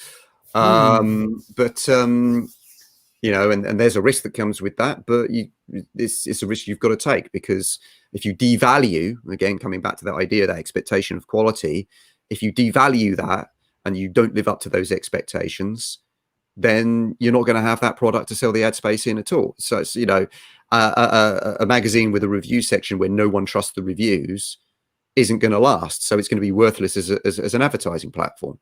So, you know, and I guess most advertisers would understand that. But anyway, so there's a lot of the other stuff, like, for example, the shopfront stuff, having to do our own, because we're an independent outfit. Basically, we're not, I've talked about there being a team of people at Senet, but it's mostly freelance writers. The actual core of Senet magazine is 2 people. That's me and James Hunter. And he is the art director. I am the editor. And together we are the customer service department. Together we are the advertising department. Together we are the publishers. And I don't want to get too much into the marketing, you know, because we don't have too much time together. But at least, you know, unless you want to come on again, and you would be incredibly welcome. But Alex says, you know, so much of it, the profitability is scale. And how do you handle marketing? Yeah, And that's been a real journey. That's been a real learning experience, particularly. We have, I mean, it's been quite organic, which sounds like a cop out, but I mean, Twitter has been really good. And I was talking earlier about going hand in hand with digital. Twitter's been really valuable. Instagram as well. I look after Twitter. James looks after Instagram, just in case anyone's wondering. So when you talk to Senet on Twitter, it's me. When you talk to Senet on Instagram, it's James. But that does help. But there is an element of, it's like Field of Dreams. If you build it, they will come. Simply not true. Not well. But having said that, there is a bunch of people who are just super excited to have another magazine about something they love. Because right now, what magazines are there? Okay, obviously Tabletop Gaming mentions Casual Games Insider. There's a bunch of things in other languages, of course. Let's not go into the German. Let's talk about just the English-speaking stuff. Yeah. And then, you know, to my knowledge, I mean, Senet, like when Senet first came out, there were like only 2 other things going on in English. Yeah. And now there's like another thing that came out on Kickstarter. And you know what? I put like a few quid away because I was like, you know what? I would like there to be more print magazines. I would like there to be more magazines. But then, of course, he gets into that difficult hump, which Rory talked about yesterday when Rory's Story Cubes was #1 on Amazon, when it was like, oh, you don't need our support anymore. I'm going to forget about helping you out. But during that difficult, you know, dip, really needing people's help. And no, I mean, it's when I say, you know, if you will, whether they will cut, what I meant was, it's like if you create something with love and attention, and importantly, and this applies very, very specifically to magazines, with a reader in mind, with an audience in mind, you want it to be for somebody. It's not just about what I want. You want it to be for somebody. And I just, you know, it was what I wanted, but mine and James's logic was, one of the things we love about board games is they're so well made, they're so well crafted, so much artistry goes into them, from the actual, you know, the art itself to the game design to the creation of the components. We wanted to create a magazine that celebrated that, and I think that hunger we had, a lot of other people have, and it makes sense to me, because why would you be a tabletop gamer if you didn't like the physical games and how they looked and stuff like that? That's how I thought. But there is an element of, like, we had an absolutely amazing weekend of sales like we've never had before. Weekend just gone. And in all honesty, James and I didn't do anything to earn those sales apart from make the magazine, which was enjoyed by one of the gang at Shut Up and Sit Down, who included it, thank you guys, but included it in their Christmas gift guide. And after that went up, after they posted that, we just got more sales than we've ever got, like in over a weekend, the biggest 2 days of sales we've had since we launched. And you know, you almost feel like you're kind of a fraud, like, oh well, all these people are buying Senet, and we didn't do the work to bring them in, but in a sense we did do the work by making it. Yes. Do you see what I mean? So it's kind of like, I mean, it's definitely a mixture of luck with what you do. I mean, yes, you have to make something that other people are willing to talk about, but then you also have, I mean, presumably you sent a copy to the Shut Up and Sit Down guys, and like, we're hoping that they would talk about it. And I'd actually have to check that. I can't quite remember if we did send them to them or sent press releases to them.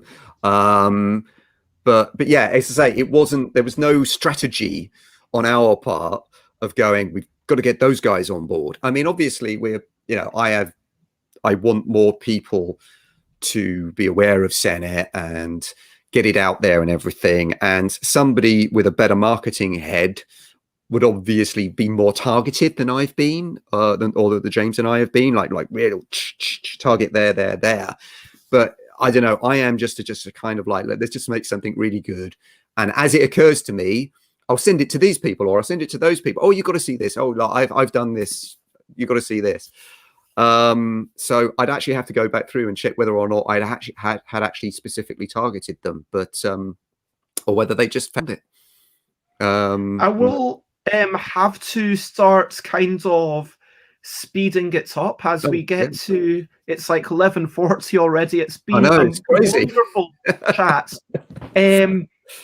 And again, if you are up for coming on again and talking more about these things, you would be very welcome. Yeah. I'd like to talk firstly of it. What roles are there in making a magazine? So you've got the journalist, the editor, the advertising team. Mm-hmm. Okay, well, so you'd have the editorial team, which, as I say, because Senet is a small operation, but ideally you would have, obviously, you'd have an editor, you'd have section heads, like a features editor, a reviews editor, a news editor. Again, ideally, people who have their own sections that they look after. You would, you'd need a production editor who would make sure it all runs smoothly and also makes sure that everything fits on the page right, that everything's spelled correctly, that there's nothing libelous. Oh my God, Okay. Which then means off to to get it off to the printers and negotiate those prices. That too. I mean, usually you don't need to worry about the price negotiation because you would have had a deal already set up with a printer. But yes, and then of course, related to libel, you ideally, if you're a big organization, you'd have a legal team. Then you would have, back onto the editorial team, you would have your designers, you'd have your art editor,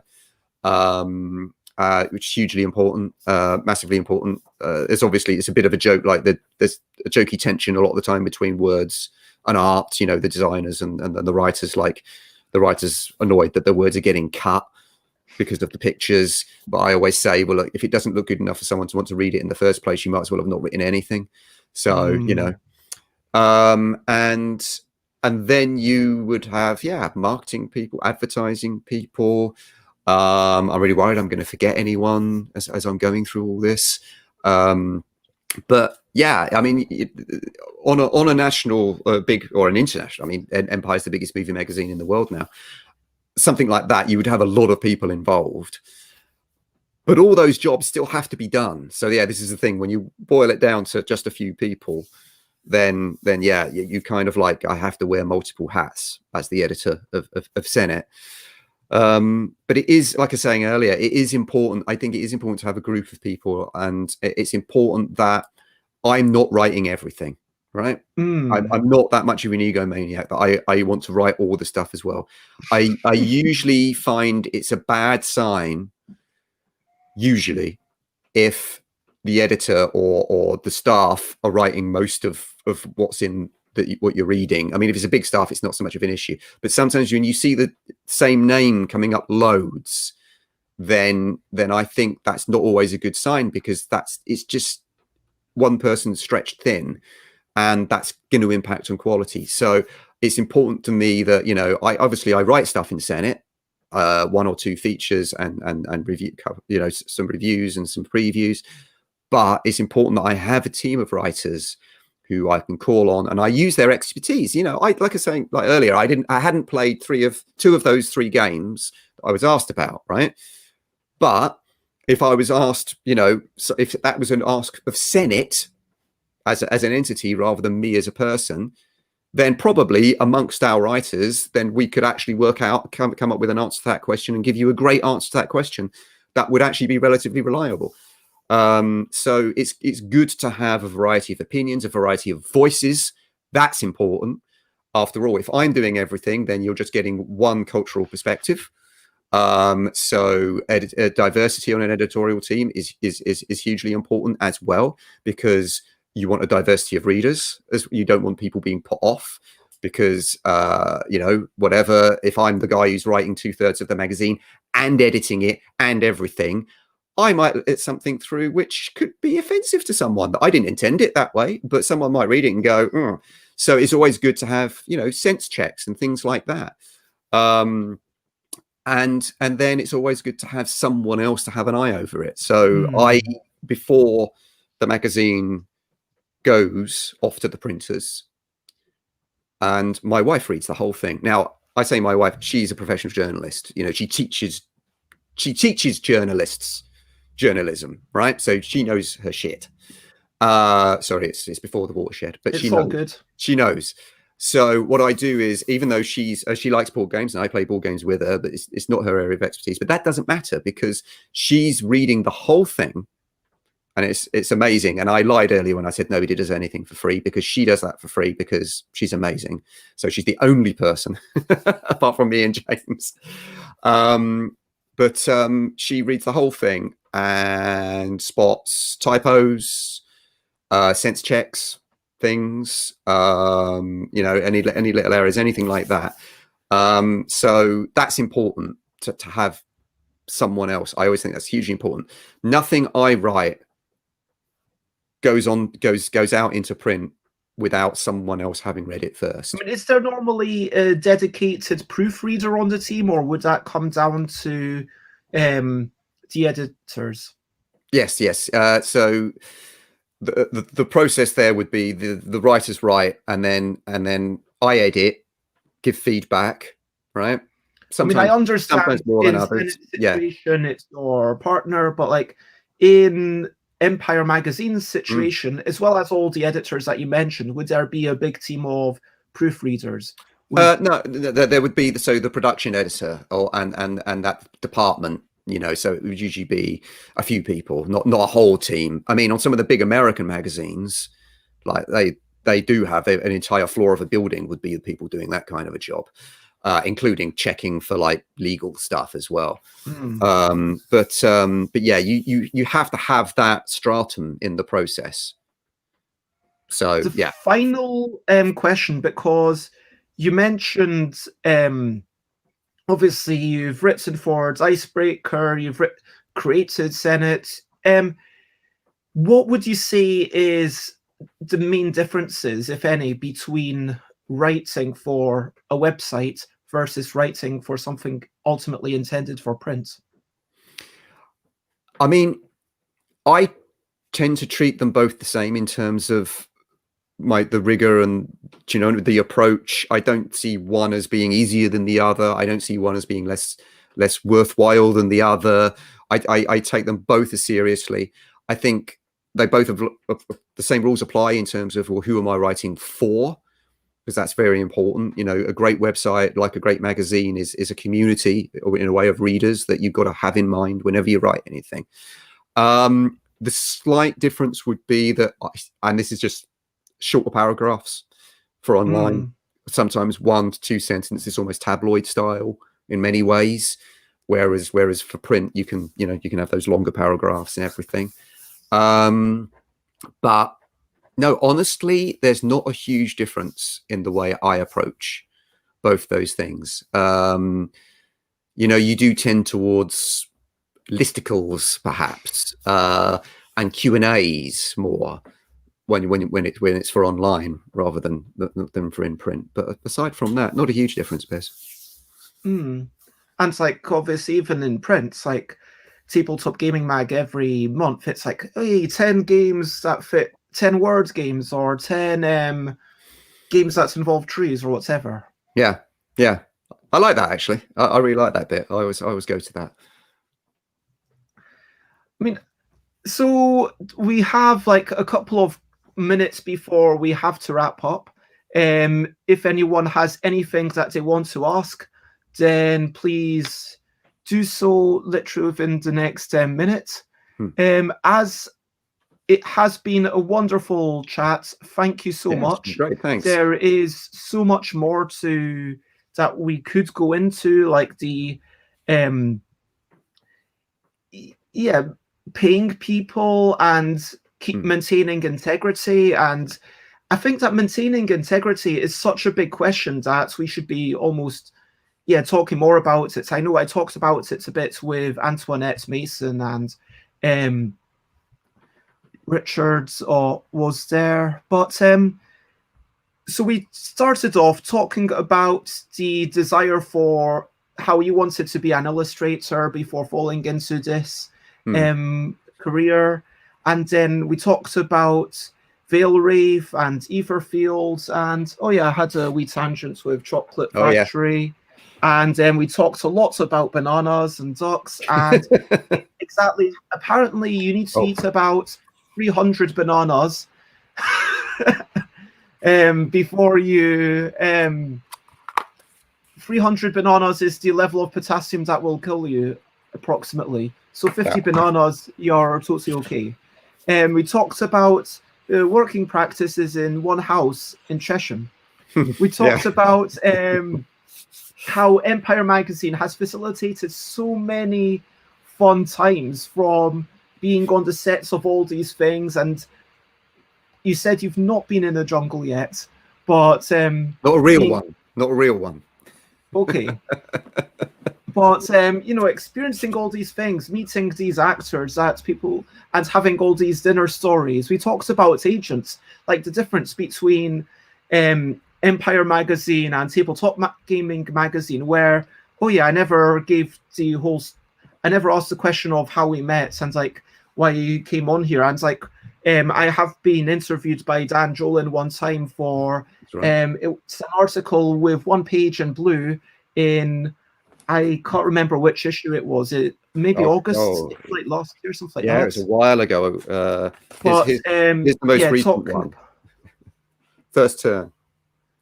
But we talked about the importance of editors, and Elaine kind of binking up and say, yes, editors are important. And as a board game designer, I want to just big up Rachel Mortimer, who I would love to have on the show, but just some people are shy and don't want to speak publicly, and that's totally fair. But Rachel Mortimer, if you want a proofreader, Rachel Mortimer, in my opinion, is the best. Great to know.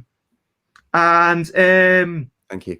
We talked about thinking about what you've posted on Twitter, and how that has a different format, about paying everyone, about the joy of tactility, and how that means that, I mean, look, it was always kind of, is print a dying medium? Like, I wrote that question and it was always a bit, come on, we didn't really. No, it's not. I mean, it's clearly not, because people are still buying it. Do you know any sales figures for like the entire magazine industry? I don't know. But... I was afraid you might ask something like that, and I thought, I should probably do some research and get some numbers so I can look really impressive and know what I'm, And I actually completely forgot. So I couldn't present you a graph right now, but.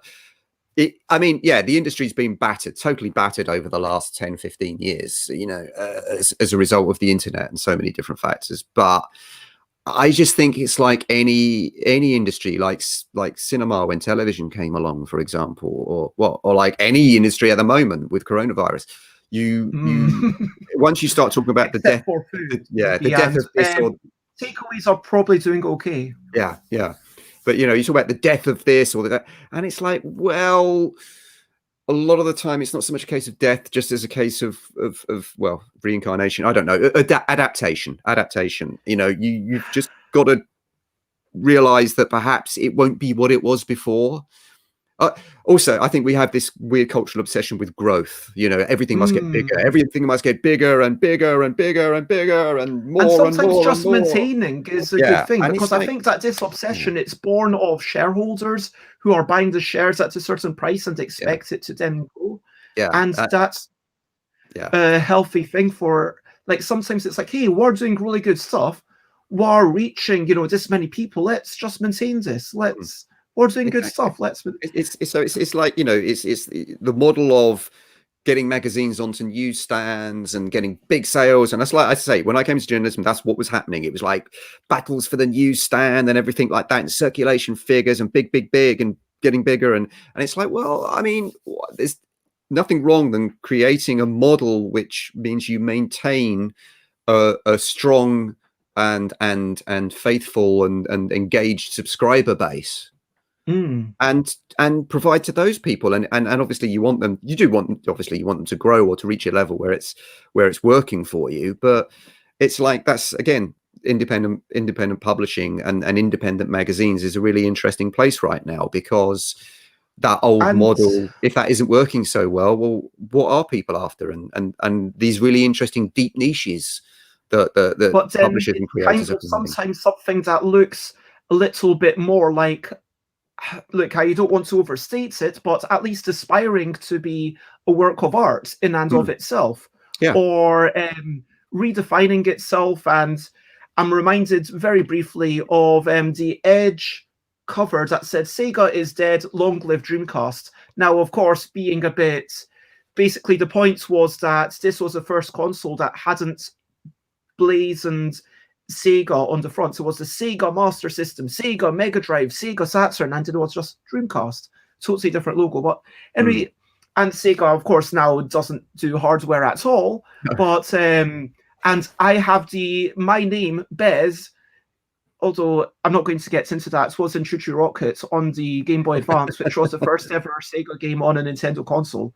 Wow. But anyway, we talked about all sorts of things, and we're still talking about it, and there's clearly more to talk about. We talked about deadlines and how they help, and we talked about making it with a reader in mind. We talked about all the peoples. I'm not going to list about the editors, legal team, writers, everyone, variety of voices, having the diverse voices so everyone can contribute different things. And that's maybe the only difference in terms of writing for an internet site or a print magazine, as far as Dan Jolin is concerned, is the length of the paragraphs and potentially more listables. Yeah. But now, if you want to check me out, I am stuffbez.com, stuffbez.bigcartel.com. You can buy my stuff, twitter.com/stuffbez, instagram.com/stuffbez, twitch.tv/stuffbez. If you want to watch me, I am streaming every day at 10 a.m. UK time, and also Tuesdays at 8 p.m. UK time. Tonight we will be playing something, I don't know what. youtube.com/stuffbez for the old shows, and stuffbez.com/discord. Please join that. And Bez and Friends Game Day will return. And if you want to check out Dan Jolin, then there is all sorts of places on wait, I meant to send that to everywhere, but there's all sorts of places around the internet where you can check out Senet Magazine on Twitter, Instagram, everywhere, but it's all based on senetmagazine.com. And I want to say thank you so much, everyone. You have been super lovely. It has been wonderful. And now this is a time when I ask everyone, over to you, what are you up to? You can share something else if you want to, but only if you want to, because that's the point. Don't feel pressure that you have to share something, but sometimes it's nice to say, hey, this is something that I'm looking forward to. And personally, I am needing to deliver some groceries to someone who's kind of a relative who, is in London and they need to isolate. Honestly, I'm not looking forward to the cycle ride. It's going to be like an hour and a half there and back. Well, so 3 hours plus but I'll feel fitter. I'll have a sense of achievement of having done it. So that is something I'm looking forward to. What are you looking forward to, Dan? Well, tomorrow I'm going to be going on a film set for the first time since January. Ooh, yeah, nice. I can't say where and I can't say what because it's all super secret. But yeah, I'm gonna arrive. I'm gonna be tested for COVID. Can you exclusively reveal that you are not acting in this film? I am not in the film. Yeah, absolutely. Okay. I will exclusive reveal. I will be. I here first. Yes, I can actually watch films and watch certain scenes and actually see where I am not. So, for example, like near the end of The Dark Knight Rises, where they're having a big battle on, and it's on Wall Street. There's a building with some columns, and I know that I'm hiding behind one of those columns, because I had to be out of shot. So I was hiding behind the column. Oh wow! So you were actually in that. Okay. I'm in it, but you can't see me. Yeah. So don't try playing. Kind of like the secret extra. Yeah, exactly. So I won't be in it, but I'm just really looking forward to it because I love film sets. I just love the atmosphere of them. I love seeing people making movies, like large groups of people all working together with a common creative purpose. They're just nice, generally nice, friendly places, although I've been on a few stressful ones. Yeah, so all being well, and I'll be PPE'd up. Don't worry, everyone. I'm getting tested before I go on, and I'll be wearing a mask, and I'll be doing all that, and I'll be keeping distant, but it'll just be really nice to see a movie being made again. And in the chat, people suggest it might be extra secretly eating a secret banana. Yeah, I ate one during this. Thank you very much for watching, J Fool's Guards. That is a lovely wish. The perfect amount of bananas in my life. I could probably do it with more bananas.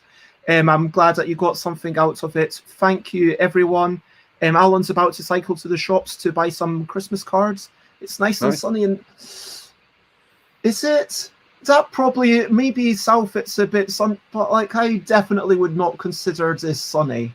Yeah, this is like a pale blue at best. It's sunny. It has to be at least portions of deep blue. Anyway, may your duck to banana ratio always be adequate. And now, nope, I am disagreeing. Next streams, look at stuffbybez.com/streams. Tonight at 8 p.m. I'll be playing something. Tomorrow, Wednesday, 10 a.m. I will be talking to a Korean artist and board game designer, Hwa Young, who made a game showing off the lived experience of people on probation. It's called Probationary. I met them at Now Play This. It didn't really happen physically in 2020 for obvious reasons, but for several years it was a really good festival of board games that are kind of art as well.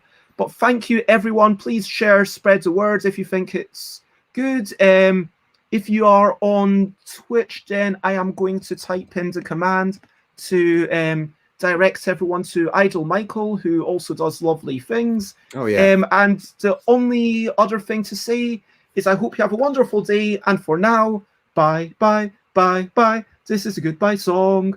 Bye, bye, bye, bye. Thank you for watching along. Bye, bye, bye, bye. This is the end of the show. Bye, bye, bye, bye. And now it's time to go. Bye, bye, bye, bye. This is goodbye song. Bye, bye, bye, bye. Thank you for watching along. Bye, bye, bye, bye. This is the end of the show. And bye, bye, bye, bye. And now it's time to go. Bye-bye.